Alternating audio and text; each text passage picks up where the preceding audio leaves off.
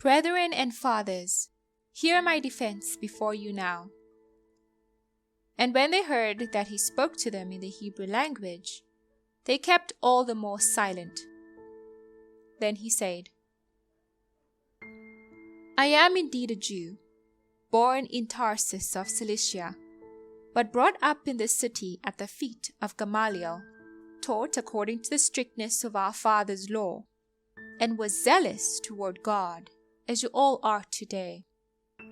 I persecuted this way to the death, binding and delivering into prisons both men and women.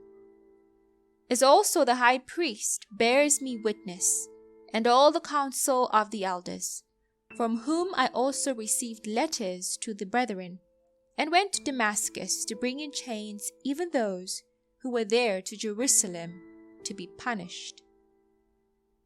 Now it happened, as I journeyed and came near Damascus at about noon, suddenly a great light from heaven shone around me, and I fell to the ground and heard a voice saying to me, 'Saul, Saul, why are you persecuting me?' So I answered, 'Who are you, Lord?' And he said to me, 'I am Jesus of Nazareth, whom you are persecuting.' And those who were with me indeed saw the light and were afraid, but they did not hear the voice of him who spoke to me. So I said, 'What shall I do, Lord?'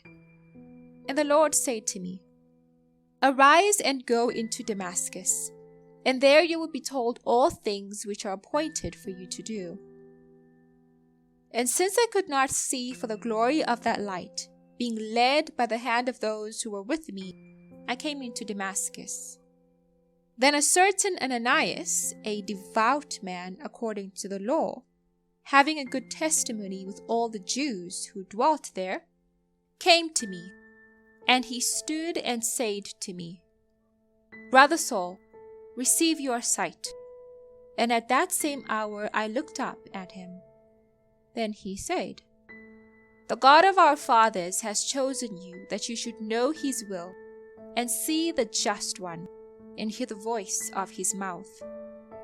For you will be his witness to all men of what you have seen and heard. And now why are you waiting? Arise and be baptized, and wash away your sins, calling on the name of the Lord.' Now it happened, when I returned to Jerusalem and was praying in the temple, that I was in a trance, and saw him saying to me, 'Make haste and get out of Jerusalem quickly, for they will not receive your testimony concerning me.' So I said, 'Lord, they know that in every synagogue I imprisoned and beat those who believe on you. And when the blood of your martyr Stephen was shed, I also was standing by consenting to his death, and guarding the clothes of those who were killing him.' Then he said to me, 'Depart, for I will send you far from here to the Gentiles.'